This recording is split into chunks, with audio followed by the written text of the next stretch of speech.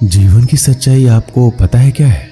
जीवन में हमेशा एक दूसरे को समझने का प्रयत्न करो, परखने का नहीं।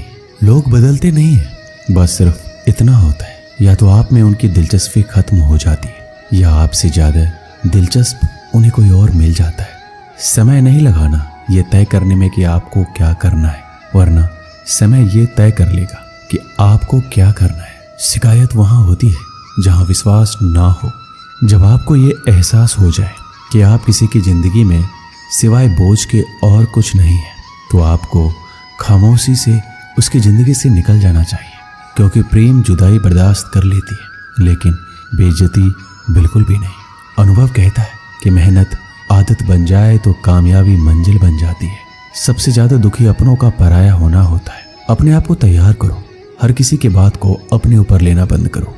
छोटी सोच वाले खुद भी आगे नहीं बढ़ते और साथ वालों को भी आगे नहीं बढ़ने देते।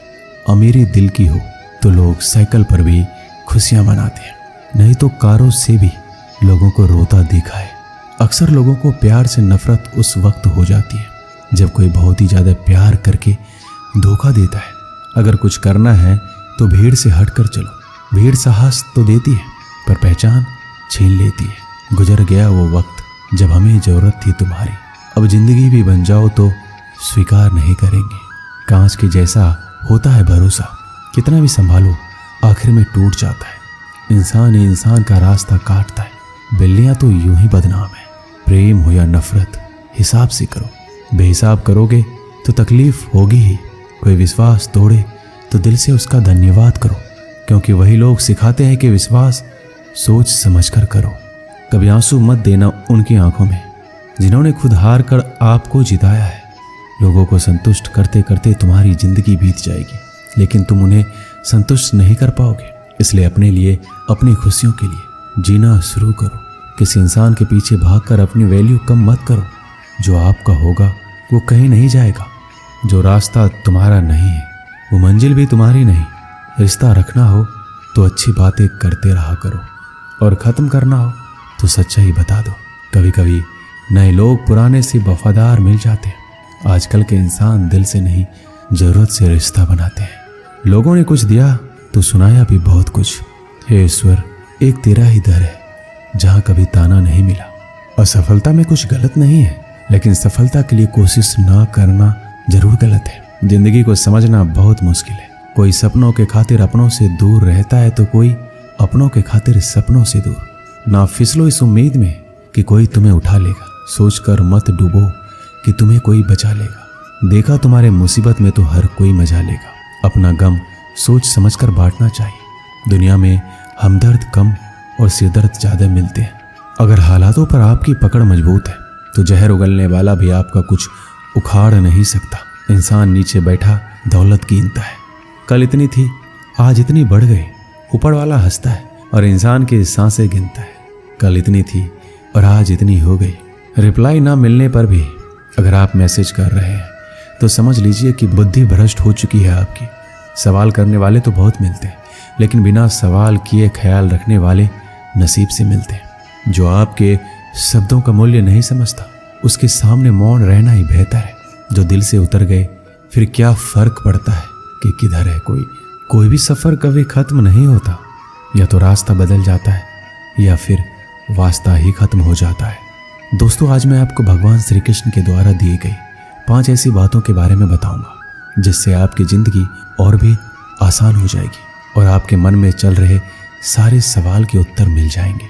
श्री कृष्ण कहते हैं, लोग क्या कहेंगे इस बारे में विचार करके ही कार्य करनी चाहिए। ये गीता का सबसे क्रांतिकारी संदेश है, क्योंकि आज के मोटिवेशनल स्पीकर कहते हैं कि लोग क्या कहेंगे इसकी परवाह मत करो। लोगों का तो काम है कहना।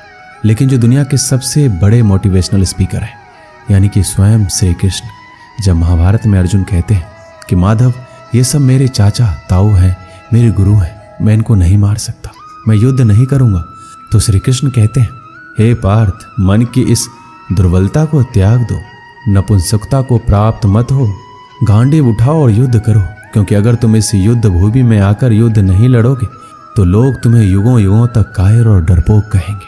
तो श्री कृष्ण यहाँ अर्जुन से कह रहे हैं कि अगर युद्ध नहीं करोगे तो दुनिया तुम्हें कायर कहेगी, इससे आप खुद समझ सकते हैं कि लोग क्या कहेंगे। इस बात की परवाह करनी चाहिए, क्योंकि अगर किसी को लोगों के गलत कहने का भय नहीं होगा तो वो गलत और अनैतिक काम करने से पहले सोचेगा ही नहीं।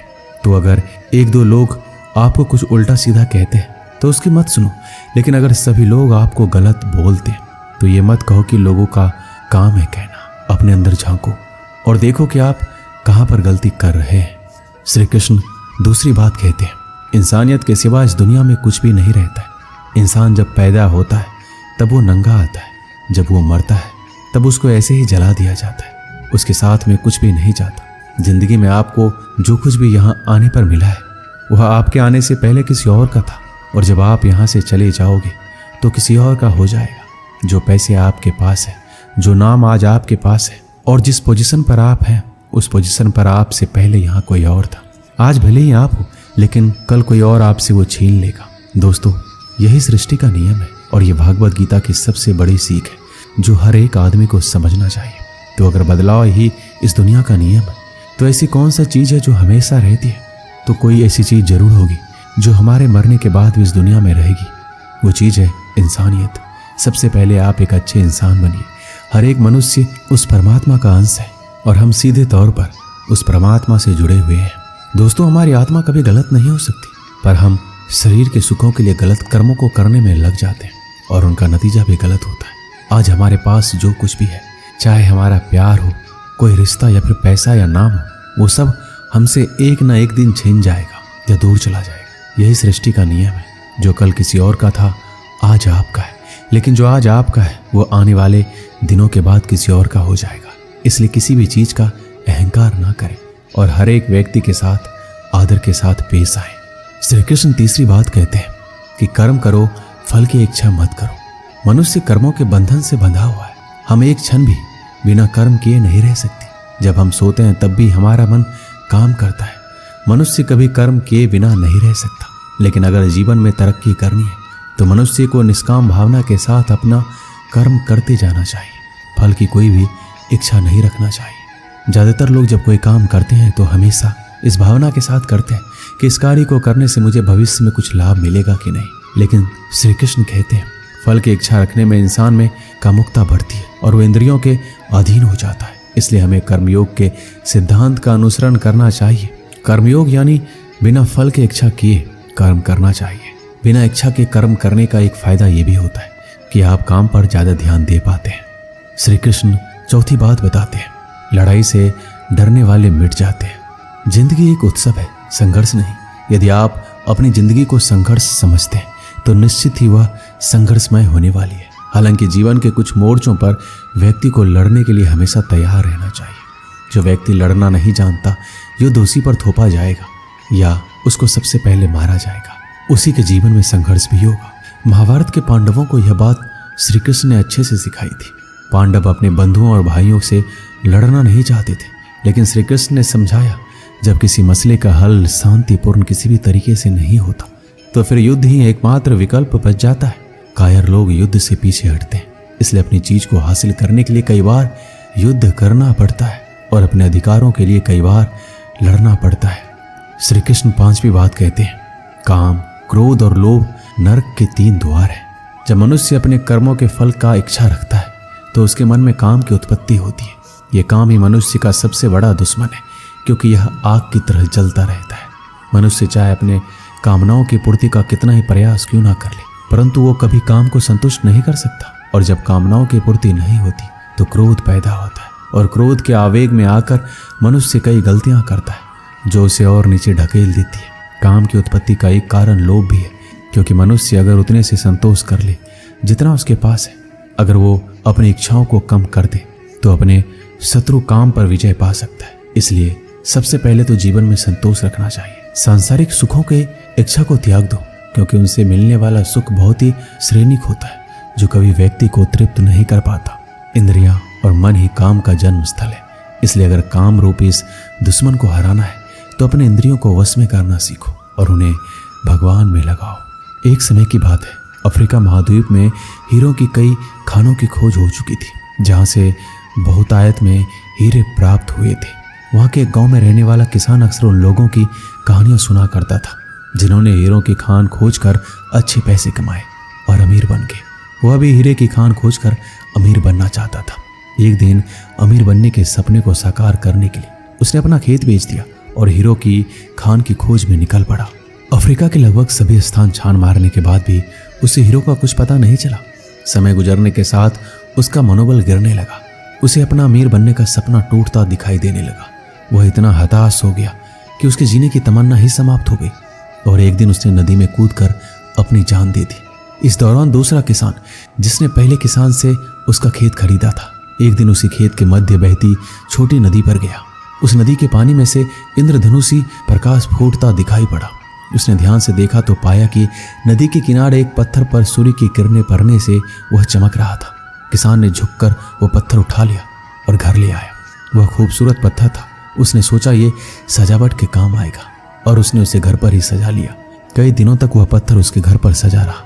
एक दिन उसके घर एक मित्र आया। जब उसने वो पत्थर देखा तो हैरान रह गया। उसने किसान से पूछा, मित्र, तुम इस पत्थर की कीमत जानते हो? किसान ने जवाब दिया, नहीं, मेरे ख्याल से ये हीरा है, शायद अब तक खोजे गए हीरों में सबसे बड़ा हीरा है। किसान के लिए इस बात पर यकीन करना मुश्किल था। उसने अपने मित्र को बताया कि उसे यह पत्थर अपने खेत की नदी के किनारे मिला है। वहां ऐसे और भी पत्थर हो सकते हैं। दोनों खेत पहुंचे और वहां से कुछ पत्थर नमूने के तौर पर चुन लिए। फिर उन्हें जांच के लिए भेज दिया गया। जब रिपोर्ट आई तो किसान के मित्र की बात सच निकली। वो पत्थर हीरे ही थे।